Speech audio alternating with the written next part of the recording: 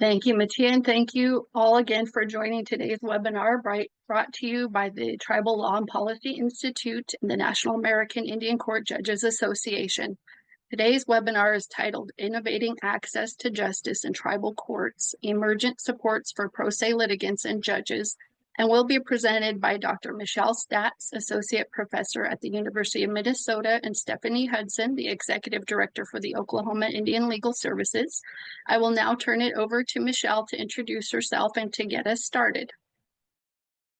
Thank you. And thank you so much for the opportunity to be a part of this webinar today with the very esteemed Stephanie Hudson. My name is Michelle. I'm trained as an anthropologist of law, and I'm an associate professor at the University of Minnesota Medical School and affiliated faculty with the University of Minnesota Law School. Stephanie, could you please introduce yourself as well? Yes, my name is Stephanie Hudson. I'm the Executive Director of Oklahoma Indian Legal Services. I am a member of the Kiowa tribe here in Oklahoma, and I'm excited to be able to share our Oklahoma model of the Community Justice Worker Project. Thank you, Stephanie. All right, next slide, please. So I want to talk a little bit about what we're going to be doing today, and it's such a pleasure to see people's names and locations pop up in the chat box as we're doing that. I'll be talking about the access to justice crisis in the US and across sovereign nations more generally. We'll be talking as well a little bit about data collection. What do we know about access to justice in Indian country? What don't we know? An area that I personally and professionally am really committed to is the impacts of these justice gaps on judges and court personnel themselves. Then I'll be bringing in some models from Canada, from Aotearoa, New Zealand, and from Australia. And then we'll wrap it up by focusing on the community justice worker model. I'm seeing a comment here about trouble hearing me. Sometimes when I get nervous, I get a little quiet. Can you hear me now? If anyone else is having a hard time, I can either just start shouting or else maybe we can look into some tech issues. But I'll continue unless we hear otherwise. So if I could have the next slide, please, that'd be great. Okay, so a little bit, thank you. I'm glad it's better. I'll just keep my voice raised. Put on my mom hat, maybe. So since about 2017, I've been conducting fairly intensive collaborative research on rural access to justice. This has primarily focused on northern Minnesota and northern Wisconsin, also Iowa, and then, as you'll hear, increasingly also in Alaska. So I should note that Minnesota and Wisconsin are both public law 280 states, with the exception of Red Lake Band and Menominee, who were excluded from PL 280 at the outset, as well as Boyce Fort, which retroceded in 1975. So this means my data look a little bit different, and my experiences in tribal courts and in concurrent jurisdictions are somewhat unique, although I think some of the broader phenomena probably speak to everyone who's sitting in on this conversation. So for that research, I've conducted interviews with almost 500 private and public interest attorneys, tribal and state court judges, community members, and other local stakeholders. I've also, with my wonderful research team, conducted over 200 individual and household surveys, and I now currently collaborate with 18 tribal and state court judges in this rural region to do more focused work on active judging and what it looks like to do so when there are a lot of pro se litigants.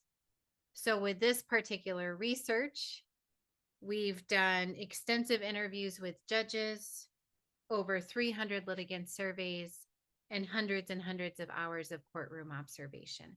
And I'm mentioning all of this because it gives me, I think, a relatively unique understanding of what the impacts of this access to justice crisis are like on litigants, on pro se litigants, their families and communities, as well as on judges themselves. So moving forward, if I could have the next slide, please. I want to talk a little bit about the access to justice crisis. I want to focus some on what it looks like across sovereign nations. And then I want to think somewhat strategically about what this means for work within tribal courts, as well as the kinds of initiatives and models that many of us here are trying to build, either from scratch or to scale up.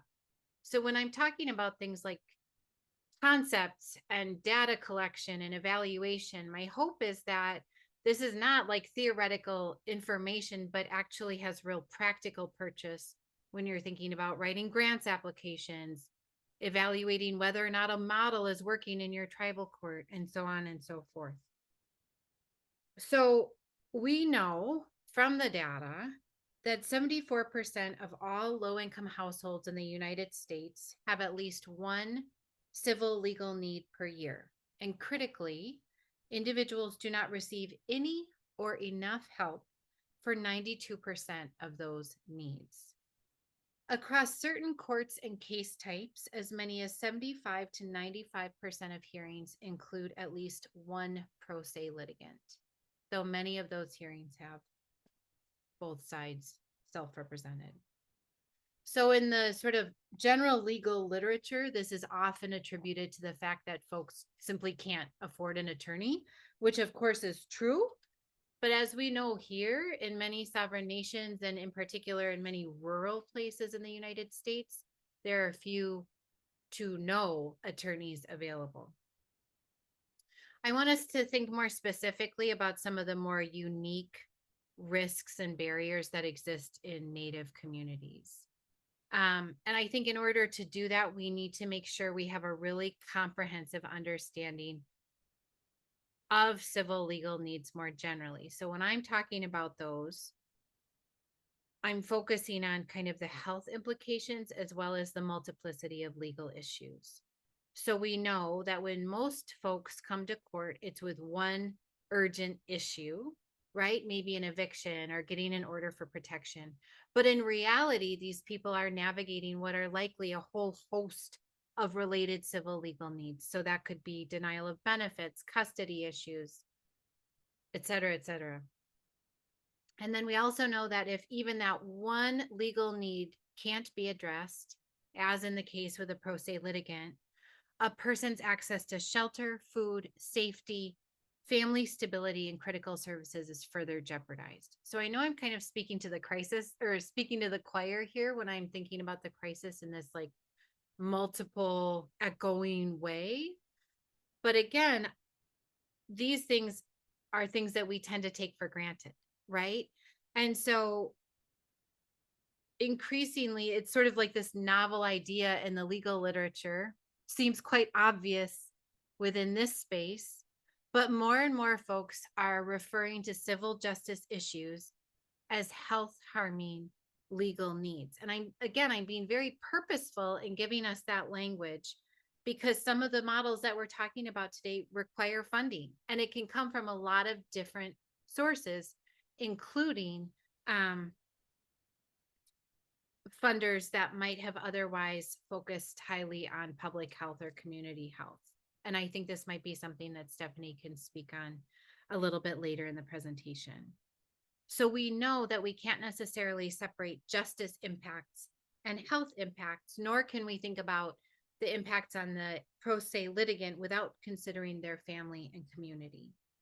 And this is pretty obvious in tribal courts, but we also have to think more broadly about the fact that health and legal outcomes are also affected by the pervasive effects of settler colonialism. So when someone's coming into court, when communities are dealing with these critical civil health harming legal needs, often these are rooted in historical and transcultural trauma, as well as post-colonial distress.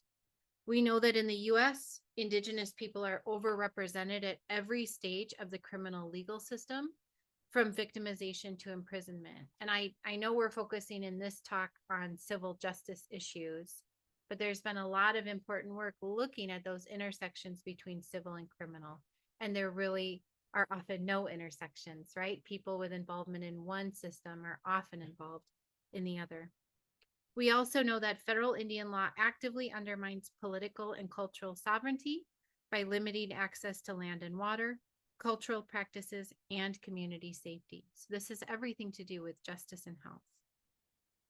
Now, there's a lot of urgency in addressing health harming legal needs, and I think it really starts with supporting that pro se individual, but also supporting judges themselves. Because again, in this context where there are very few, if any, attorneys, it often comes down to the judge and other court personnel to provide ethical, accountable supports. So before we move on to what those supports look like, I want to take just a minute and get us thinking about data, as I mentioned earlier. So we know that it's very strategic in this funding world to think about the health implications of justice issues. But, and if you could switch the slide here, that would be great. When it comes to the sustainability of whatever resources we're developing, there needs to be data. And when it comes to data on civil justice in Indian country, there's virtually nothing. And this is something I've been speaking on across the US for about a year and a half now. And I never stop getting upset. So I'm gonna keep my voice loud, but I'm also gonna do some deep breathing as I'm presenting. So for example, the most referenced source of data on civil legal needs, the Legal Services Corporation's Justice Gap Report, and there have been 4 over the past 15 or so years, and every single one fails to mention, let alone collect data on, American Indians and Alaska Natives. Other familiar sources of data, including the 2021 Justice Needs Report, also entirely neglect sovereign nations and their methods, data, and analysis. Now, we know that some state legal aid providers may include sovereign nations in legal needs assessments, but these data are then regionally specific. So helpful, but not overwhelmingly so. Some tribal justice organizations collect data on civil legal needs, but these data then often pertain to very specific topical areas like, say, child welfare. So as a result, we continue to lack really robust data about how American Indians and Alaska Natives experience civil legal needs, as well as what barriers and opportunities may exist to address them. But there's a little hitch here, which is that even if it's not little, it's enormous. Even if the LSC and other studies did attend to Indian country, if we look at the methods and the structure of their evaluations and analyses, which I have been doing, overwhelmingly, unsurprisingly perhaps to this crowd, these are designed by non-native people with Anglo-adversarial systems in mind. As a result, the data collection tools do not and cannot make visible what is meaningful in Indigenous understandings of access to justice. In other words, the very common A2J indicators like cost, case outcomes, profit, are simply unable to account for diverse forms of dispute resolution or other priorities like self-determination and community healing. So I'm mentioning this because we're going to be going through these different models. I'll go through 3 or 4 models relatively quickly, and then we'll really focus on the community justice worker model. And I want all of us to be thinking, could this be applied in our courts? If so, what outcomes are we looking for? How do we know if these models are successful? Is it enough to close a case? What else do litigants want and need? What do judges and court staff need? How do we measure these things? How do we know if they're effective? Because I'll tell you, it's usually not enough, I'm sorry to say, to just close a case. So next slide, please. We've done hundreds and hundreds of litigant surveys, all of those interviews. And overwhelmingly, when you put it all together, the low income, rural, and indigenous litigants that I speak with and that we've surveyed talk overwhelmingly about feeling ashamed that they can't figure out court forms, or frustrated that they couldn't access a legal help website or connect with any sort of advocate. One person likened this process to going to the doctor and being asked not only to diagnose themselves, but also to figure out their own course of treatment. I think the thing to highlight right here is that pro se litigants are often people who are in crisis, right? And so if those existing supports, which are usually termed self-help supports, if those supports aren't working, it often compounds the stress and trauma of already being within the court system. But like I said earlier, my heart is really also with judges. And I'm like the least threatening person to do research with because I don't have a JD. I also don't have an MD. And so judges usually tell me all their secrets. And I don't think there's any secret here, which is that judges are feeling enormous stress, incredible burnout, and a lot of disenchantment and grief. So, in other words, a frustrated, embarrassed, stressed pro se litigant presents a really enormous and at times very heartbreaking challenge for a judge, right? Offering support for that person in an appropriate and professionally, ethically way is challenging and tiring, and it's even harder to do so on Zoom. Judges commonly tell me about the stress they feel in working with pro se litigants who might also be neighbors, right? I know this is something that a lot of tribal court judges uniquely contend with. A number of those folks have left the bench early or transferred to other courts. One individual, one tribal court collaborator described heavy dockets, long work hours, and increasingly high conflict cases, particularly post-pandemic. And she said, quote, "Half the tribe will be against me, whatever I decide. Do you know how hard it is to say that I needed to step down for my spiritual or mental health? That would be appealable. And then you get ripped over the coals again. But I had to step down. I never had time for ceremony." So I really honor this person's decision to leave the bench.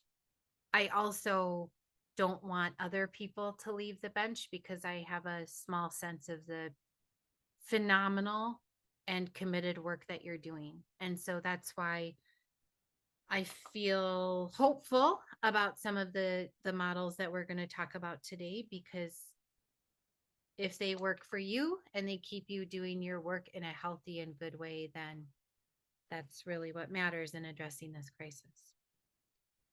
So what I want to do now is overview a few models outside of the US in the settler colonial nations of Canada, Aotearoa, New Zealand, and Australia. Then we'll turn to the Alaska model and how it's been taken up in Oklahoma. So if we could have a slide change here.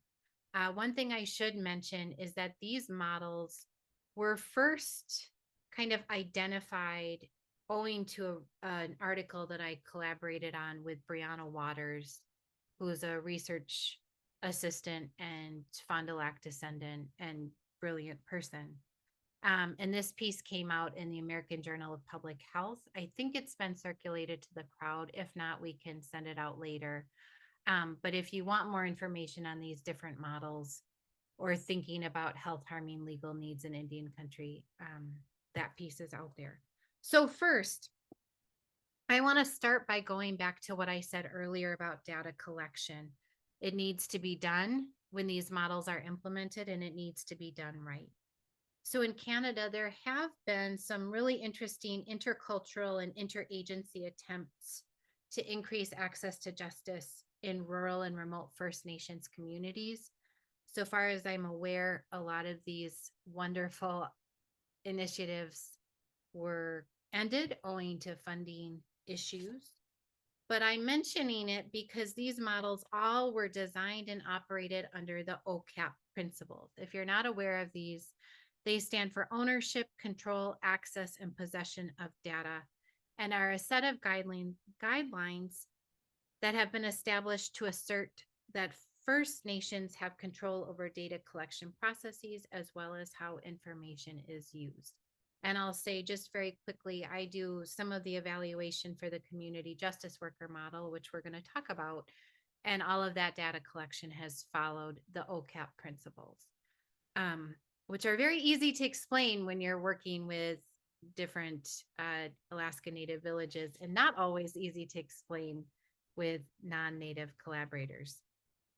And I see there might be a important critique. Yeah, right. Thank you. Okay, we're going to move here to Australia. So if you could change the slide, please, that would be great. And I should say I'm not holding these up as like idealized models. This is a very quick overview of each thing. There are advantages and critiques of each one, some of which we talk about in that article. My hope is to just get us thinking about what's happening elsewhere. Also, you'll note we don't talk about tribal lay advocates in this presentation. This is something that is quite well established in so many tribal courts. And so I thought that might be better for maybe the Q&A or group discussion if people want to bring that up. Okay, so in Australia, I wanted to touch on this idea of community legal centers, which have been around since about the 1970s. And these are a lot like legal aid organizations, but a number of them specialize in Indigenous legal services and have interesting outreach programs, many of which take services directly to rural and remote communities, and notably utilize a trauma-informed approach in legal services delivery. In Australia, I also want to highlight the Indigenous Legal Needs Project, which is an interprofessional partnership between the Aboriginal controlled health services and legal service providers. So again, we're seeing a real, I think, a significant recognition of those health harming civil legal needs. Within the ILNP, First Nations community health workers provide legal advocacy to patients, conduct legal health checks with general health care service provision. Amazing. Why aren't we doing that more? And provide valuable issue spotting for legal aid organizations. Next slide. I want to switch now to Aotearoa, New Zealand. This is another model that I'm excited about here, particularly because I think it's uniquely relevant to a number of the courts that I work with in PL 280 states. So this model, the Te Ao Marama, is a model for advancing access to justice for Indigenous people in district courts. And thank you, Johanna, for plugging that in. This model provides enhanced procedural fairness, more plain language, procedures that honor Maori customs and traditional values, and the incorporation of best practices from specialty courts, which I know many of you are already operating, including increased community participation, tailored rehabilitation and treatment, and active judging. And I feel really good about this model. I think with some of the others, there just isn't the data, or they've been shuttered quickly because of funding constraints. But one thing, and I've been working with some folks in Aotearoa to learn more about it, and one of the things that's most salient and I think promising is the fact that it is consistently informed by Kaupapa Maori, which are Maori cultural protocols, knowledge, and participation. And because of that, this model is actually expected and anticipated to differ from district court to district court, because that means that it is accurately incorporating and reflecting the different strengths of those particular local communities. So this is something I would personally love to know more about, and I'm hoping to continue studying in the years ahead. Okay, next slide. All right, this brings us to Alaska, and then to the great Stephanie Hudson. So for those of you who are not aware, the community justice worker model has been around for about 5 years now, maybe a little bit more. And it is based on the community health aid and practitioner model, CHAPS model, which was designed by the Alaska Native Tribal Health Consortium over 55 years ago. So it's very, very well established. And this idea is that individuals, and again, one of the beautiful parts about this program is that individuals who are nominated by their villages and communities themselves go through this training to become health aid or practitioners. A lot of it is hybrid training. They then return to their own native villages and provide provide emergent, acute, and chronic care to community members. So this means that they are culturally and linguistically representative and trusted members of their community. Notably, CHAPS presently work in over 170 rural Alaska villages. And the model has been so successful that there are now also dental and behavioral health aides, all providing those different levels of care in rural and remote settings. So a number of years ago, the then executive director of Alaska Legal Services Corporation said, this is working really well in terms of providing health care. At ALSC, we're turning away more than 50% of the cases we're getting. There will never be enough attorneys to serve this geographically large and rural and remote a state. Something has to be done. And so through a pretty significant, very trusting collaboration across a lot of different entities, which included ALSC, as well as the Alaska Native Tribal Health Consortium and Alaska Pacific University and others, they were able to develop this model for community justice workers. And I'm going to show a video here that tells you a little bit more about it.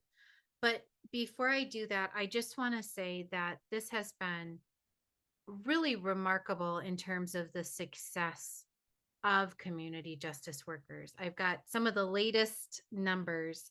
We presently have 225 CJWs working across over 21 Alaska Native villages. In 2024, these individuals closed 227 cases and secured over $300,000 in back pay for clients.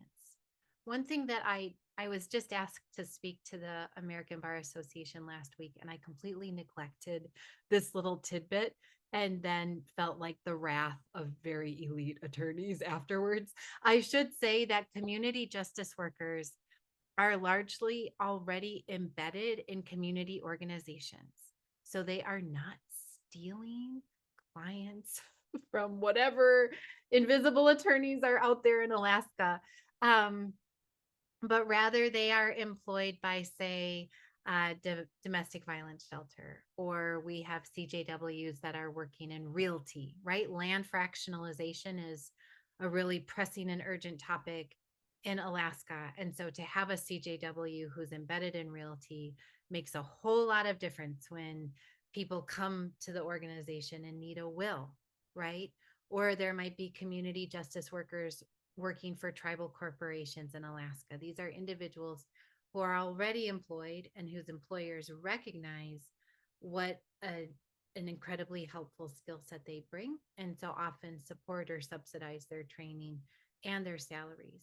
There are community justice workers that are employed by legal aid organizations like OILS, and then there are others who are kind of out on their own and working under the supervision of, say, ALSC supervising attorneys, but they might be taking cases on a volunteer pro bono basis. So that funding structure is important to note, and one that I neglected to note last week. These are individuals who receive very specific training. Currently, there are 5 modules available for SNAP, wills, Indian child welfare, and domestic violence prevention, and debt collection, excuse me. And then courses are currently being developed right now for ethics or professional responsibility, for disaster response, for eviction defense, and for probate. And the thing I'll end with right here before we switch to the video is that in November of 2022, the program received really almost unimaginable external support in that there was a waiver passed by the Alaska Supreme Court and the Alaska State Bar Association that changed the unauthorized practice of law rules in the state, meaning that CJWs can now fully represent clients on those particular topic areas in tribal and state courts in Alaska. So this is really kind of an unimaginable change, and one that's actually now taking off across the United States. There are a lot of these regulatory reforms happening that I think are worth mentioning. I'll just say very quickly that I get the joy of talking about this program because I was asked to collaborate on it as a researcher in 2022. And so we have a National Science Foundation Civic Award that allowed us to kind of evaluate and scale up the program over the past 2 years. So if we could please switch to that video, that will give you like the sort of moving overview of the program with really powerful music. And then we can transition to what it looks like in real life with Stephanie. Thank you.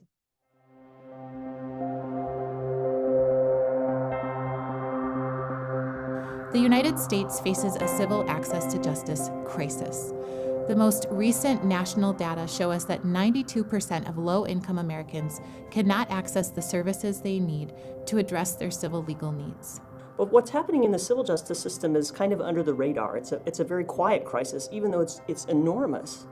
So if you look at the best information we have about Americans and their civil justice experiences, they have probably 150 million to 250 million new civil justice problems every year.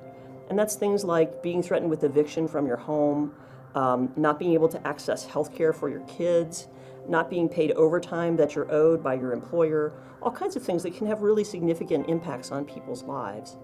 And as far as we know, most of those justice issues, particularly for poor people, get no assistance of any kind.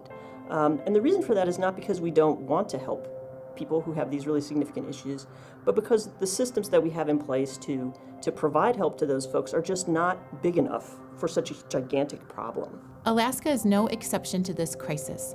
In fact, the very rurality of its populations, and in particular such rural and remote Alaska Native communities, only intensifies the challenges that people face in trying to address such life-altering civil legal issues.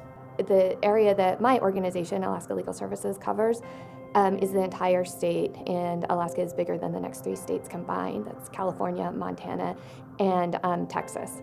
And so to cover that entire area and to provide free civil legal aid, my organization is really the only resource for people who can't afford an attorney. Current models of civil legal services delivery for low-income and vulnerable Americans, and particularly for those living in rural and remote areas, have failed to respond to this crisis. Yet effective, scalable, and sustainable community-based models for rural services delivery exist in other areas. This includes the transformative impact of embedded, culturally responsive community health workers who provide frontline medical, dental, and behavioral health services. The access to justice problem is incredible in Alaska. It's similar to the access to health care. There's not community-based legal advocates or workers in those communities or lawyers that are within those communities or members of the communities.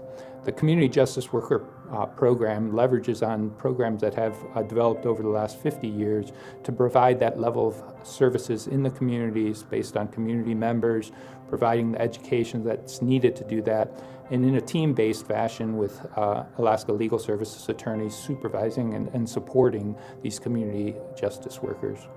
During stage 1 of the Civic Innovation Challenge, our civic partners have made significant strides in realizing the opportunity to scale community justice workers in Alaska and beyond.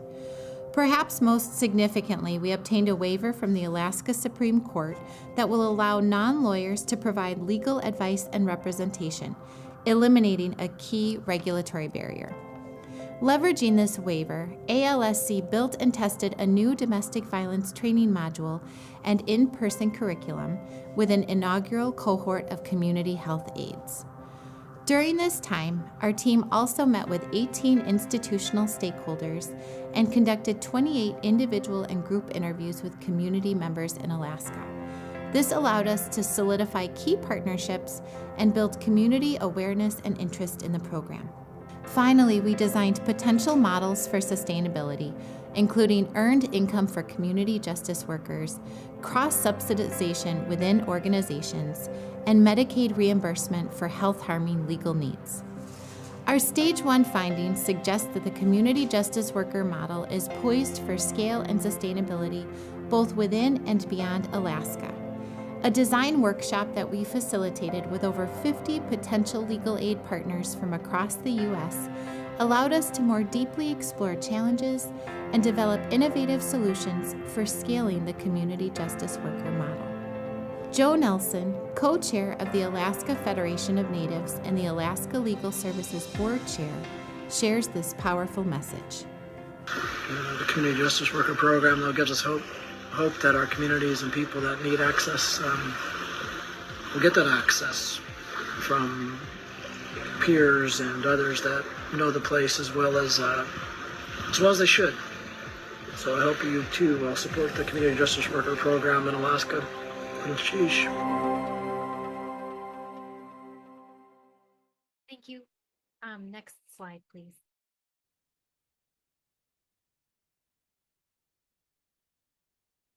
Okay, so I already mentioned the waivers for unauthorized practice of law. And in part, I think by having that NSF Civic grant, the folks at ALSC and other collaborators were able to leverage that funding to get a disaster relief grant in part through LSC and FEMA that allowed everyone to build out the CJW model to oils, Anishinaabe legal, DNA, more folks in Alaska legal, and then Montana legal. So I'm going to wrap up here. Thanks for listening. And Stephanie, I can't wait to hear what you have to say. I think it's probably okay to maybe just switch out of PowerPoint if you're okay with that, Stephanie. Sure. Just share some about your experience. Yes, that's exactly what I like to do. Okay, thank you. Okay, thank you, Michelle. Well, Oklahoma Indian Legal Services, as Michelle said, is part of a partnership. It's a grant provided by the Legal Services Corporation. Alaska Legal Services Corporation is the primary grantee, and OILS is one of several sub-grantees. That's how we became involved with the Community Justice Worker Project. The primary grant that Alaska Legal Services Corporation applied for is a disaster grant. LSC was appropriated funds from Congress to assist victims of natural disasters. And as the executive director of Alaska was thinking about the intersection of disaster and community justice workers, there was just a thought amongst some of these other Indian law legal services that having community justice workers who are very familiar with tribal communities, who